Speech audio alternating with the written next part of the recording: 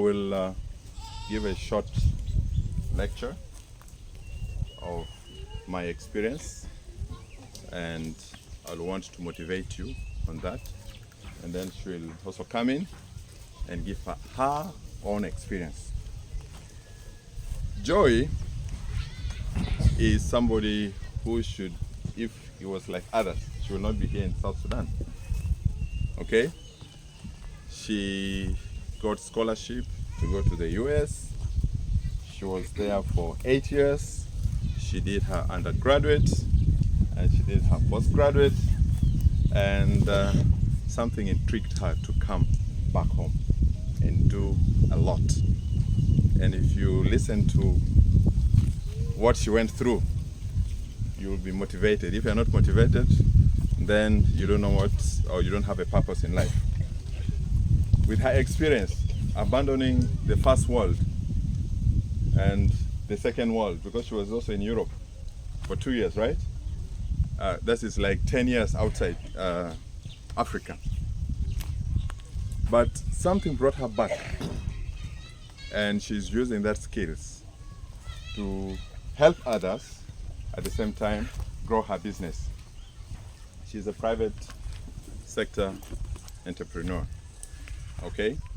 So when I see young people like this who are able to make it, I think for myself I even started a bit late, because I had to first work for some time in the employment or NGO line. So I think you'll get her story. She will summarize it in a nutshell for you guys to benefit. Now, if I can pose a question. Who is an entrepreneur? I want to intrigue your mind. Who is an entrepreneur? I need answers. And in this session, there's no correct and wrong answers, okay? I want to believe all answers are correct, because that's how you understand it. Right? Yes? I believe an entrepreneur is someone who is ready to take a risk at any moment. Very good. The key word is what? Risk. Okay? You know what risk means? You're putting money into something. I'm not sure about it. Yes. You believe in yourself that it will be successful. But if you look around, it may not necessarily be a success. Okay? Any other answer? Yes. According to my understanding is that an entrepreneur is someone who sees available opportunities and ventures to create other good outcomes for other people. Yes. Yes. And also benefit from it. Yes. You see an avenue where others are not seeing. Do you know that people, we have Kenyans here, right? Yes. When I was in the NGO world, we could go and visit villages, okay? They will see the trees and the grass growing like elephant grass and all that. They'll be like, wow, this country. You know what they're seeing? They're seeing what we are not seeing. As South Sudanese, we are not seeing it. But they are seeing like, wow, this is money. The wealth is here. You get it? We are seated here. Terekeka people, you see the Nile is flowing peacefully. Underneath there is a lot of fish, which is not exploited. Okay? If somebody comes here and sits here for 1 year, their life will change. Okay? Now, that is the mind of an entrepreneur. You see opportunities where others don't see. And you try to solve the issues by investing or risking your money into that investment. Last time when I had the lecture, I encouraged people to come and get some advice. It may not be a perfect advice, but get some advice from my perspective. And with your understanding, you can make something out of it. I only got 2 people from the youth of South Sudan. Was that a good thing? No. Bad one, not bad. I got 2 people. One was a startup, one was a business which was running and needed some advice. The startup, I helped him because he had a very good work plan, or what do you call it, business plan. I told him to just write a simple business plan It sounded like rocket science. So I sat down with him. I said, okay, business plan, you need to, yeah. He had the ideas, but he didn't know how to sequentially put it together. Okay, we went through with him, and I don't know whether he's here. It's not here, right? It's not here. But his was simple. He needed something to generate income while he's studying. And we walked through that. I supported that. One is a lady, I think she's also not here. She had a boutique in customs. And that boutique was doing, you know, like average. And then we had a talk through, and then she saw where the money was going. So she decided to first hold that business the way she was running. At the moment, she's working for NGO, but she still has that passion to go back and do the business. Okay? So in an entrepreneur is somebody who also likes freedom. Sometimes at my age, that's what I think. If I go for an interview now for a position which I held some time back, the people who will interview me will not be my age mates anymore. Do you know that? There'll be some young guys who will be asking me, tell us about yourself. And then I start telling them when I graduated and what I did. And I think the reason why I'm the best suited candidate for that, you know. At this age, I'll feel irritated, right? Yes. So, and then sometimes people walk throughout their productive life. Okay? This is your productive life, where you are. If you are to work day and night, this is the time. Okay? So, this productive life, you need to be so innovative to be able to retire early. You get it? When you retire early, and when you burn yourself, you have time to go back to where you started, to the drawing board. So, being an entrepreneur, especially for us who are the youth, is very important. I want to quote one verse in the Bible because that verse has a lot of meaning. It carries a lot of weight. Okay? This story of the talents which God gave. Okay, it's in Matthew. I think Matthew 25. Okay, thereabout. The one who was given 5 is the one who was given 2, and there's one who was given 1. Okay, the one who had 5 doubled it, right? And came to the master and said, yeah, this is what you have given me. The one who had 2 doubled it.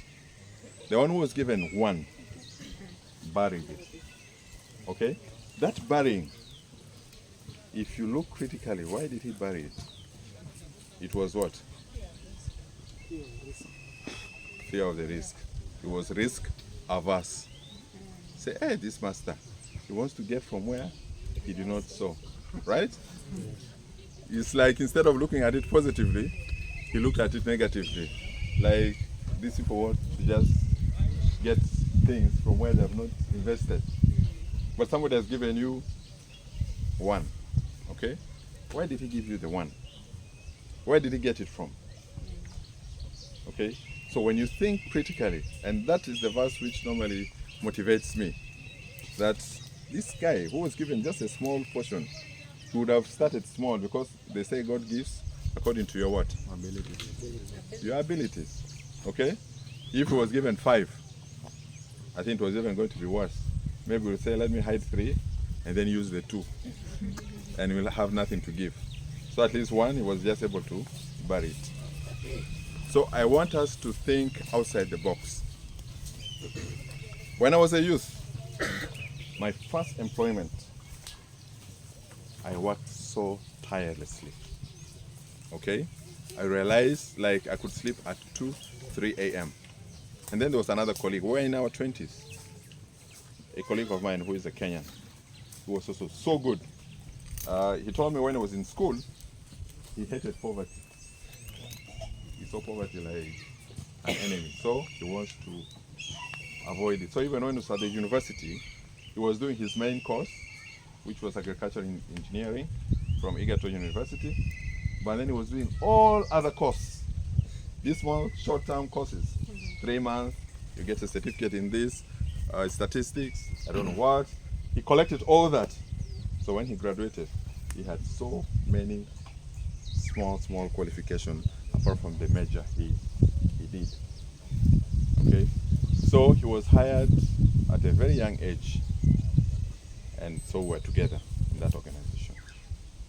We were working like we wanted to turn things upside down. If there is a call for proposal, you will sit, and that's the narrative. Me with my finance background, I sit and do the costing. By morning, the proposal is out plus the budget, and we send it to whoever is able to fund. Okay? So we worked that way. After 2-3 years, we looked at our salary. Somebody is making a decision, not taking into account how much time you have put into this. Some projects came in, we could see it coming. But of course, there is the HR policy, there is all that. So there was that limiting factor. And that is the maximum. Whether you work so hard or you don't work so hard, or even when you don't work hard, there is a risk of even losing the job, right? So you want to even work harder. But then the income does not change. Now, an entrepreneur needs some freedom. You want to also appreciate the level of effort you've put into what you have done, so in the monetary terms. So, after some time, we're like, no, I think this is not taking us anywhere. So I was the first to leave. I left in a way, I think ADRA was in Nairobi, and then they wanted to come back, so they needed somebody to do the liquidation in Kenya and also re-register it here in South Sudan. So I joined ADRA under the leadership of Pastor Clement. He actually personally invited me to work with him. So when we brought ADRA to South Sudan, I was in ADRA for 3 years. And each time I wanted to leave ADRA, I could go to his office and he will share with me the good plans of ADRA and how they want ADRA to grow. And you could see from his talk, I'm somewhere in the middle of that plan. So I'll go back, I'm like, okay. One time I even got a job. I did the interview, I passed, and then that was an investment NGO. So they were impressed with me. So they told me, like, they gave me the offer. It's a 20-year program. So there is that stability, right? That's what we all need. That at the end of the month, at least there is a certain amount we want to get. And so I went to him. I wanted to tell him, like, so I think I need to leave. When I like, oh, you've come. And then we started talking again. I didn't tell him. Can you believe it? I just went back to my computer and I declined that offer. Little did I know he was also leaving the following year. So when he left, who knows our dear Jonathan came in as, yeah, okay. She came in, so I didn't want to be so close to her so that I can tell her, like, I'm leaving, okay? So that was the year I left ADRA to a very good USAID 5-year, 55 million funded project. And I was the finance person, so that was a good job. But that was also the year I said, no, I need to step out and start something at the side. I had about 6 staff working for me, and I was using my salary to pay their salary. Yeah? Yeah, I mean, when you're starting a private business, if you pay somebody $300, that's good money, right? Mm-hmm. Yeah, because that's all where we started. So half of my salary can settle their dues. So that's how we started. Okay. Now there's one important thing in business which you need to be able to do. There's a very important asset. That asset is called goodwill. It is invisible. Okay? So as a youth, actually that is what you should ride on. Starting is always difficult. Okay? Very difficult. You may fall, you may stumble, but you have to stand up. But what are you building? Goodwill. Goodwill is your reputation. Okay? In the eyes of some people, when they see me, they say, this is a gym guy. Okay? Yeah, this guy has a gym and is keeping people fit. So that is what is in their mind. Just by looking at me. That is one brand I've built. Okay? When people are having weddings and what, they want to beautify themselves, take some sauna and all that. Francis, where is he? How much is your, that's very important. Okay? And I'll tell you why. In 2019, the late Salpa Matok, remember the guy who burned our church? Yes, he was my landlord. So we had a small difference with him. So he kicked me out from Rock City. So I actually got discouraged. I'm like, I'm done with fitness business. But each time I get somebody on the way, hey Francis, where are you guys now? I'm like, no, that place is closed and what? They're like, no, but okay, just start something small, okay? Look at our health. We are not healthy and what, sickness. I now have a diabetes and all that. Please. So that pressure led me into opening another space. I left all my assets, worth thousands by the way. If it is somebody who is light-minded, you'll maybe run crazy because you have lost all that. But one asset which they could not take was that goodwill. Okay? The day we opened, we did not even put, even up to now, there is no signpost in where the gym is. And I did it intentionally. But it became a public secret, like, hey, those guys who were in Rock City, they are now in Haitarawa. The first 1 week, the place was packed. That is goodwill. And that is built over time. That's why it calls for patience. When you fall, you stumble, you rise up. Okay? Because you need to build that. That is your business. Don't do everything. Don't do anything. Be purposeful. Pick one thing. Okay? Some people know me for seeds. Okay? How many people are here from Terekeka? Yes. Loju? You're good? Yes. Do you know we're running something here? You're staying in Juba. I needed somebody here because even there's a training going on now. After here, I will go and just say hi to them. Then So I do seed production locally because when I looked at all the seeds, they're either coming from Kenya or from Uganda. I was in those countries. They are not different from us. Why don't we produce it here? Okay? So in some quarters, I've built also that reputation for seed producer. Currently, I'm the chairperson of the Seed Trade Association of South Sudan because we pioneered it. And donors have also now come in, say like, you're doing a good job. Can we partner and do it together? So what we're doing here in Terekeka is actually funded by one of the donors. Okay? When they wrote in the Bible that when God said, the birds in the air, they don't sow, they don't labor, but God gives them, right? Did you look at that one critically and say, How is God giving them? Yeah? They relax at the nest and then the grain gets to them there. They have to go for it, right?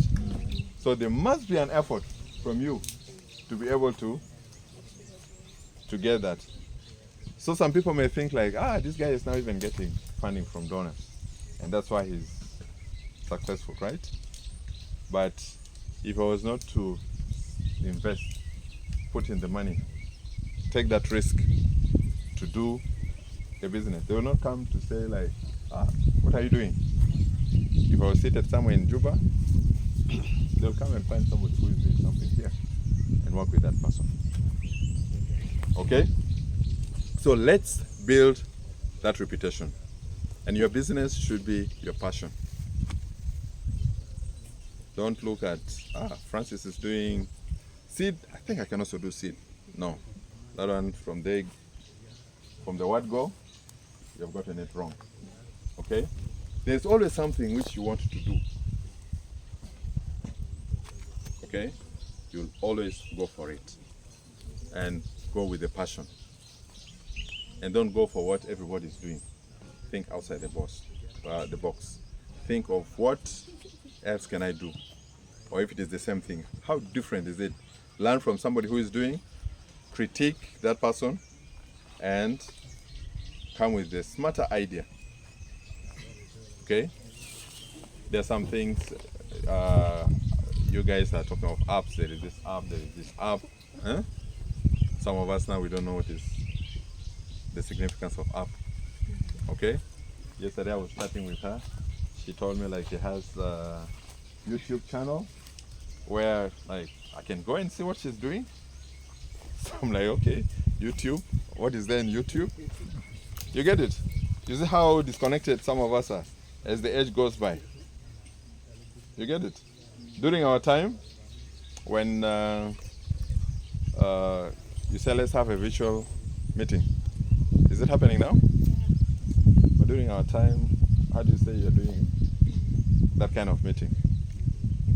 Or you tell your boss like, I think today I'm working remotely. There's something like that, right? During our time, what is remote? You come here to the office and sit. We see you what you're doing. Yeah? How sure am I you're doing the work? But now, you can request that I want to work remotely. The other day, my brother went to Kampala, that is working remotely. And he's being paid for working remotely. We don't understand that thing. Okay? But you see, things change. Okay? Even the HR policies and all that, it keeps changing over time. Because men are in a changing society. So, you young ones, see what works now. Okay? I may advise you.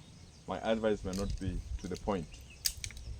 You are living your life now and you're planning for the future. So take the advice, okay, and incorporate it to what you do.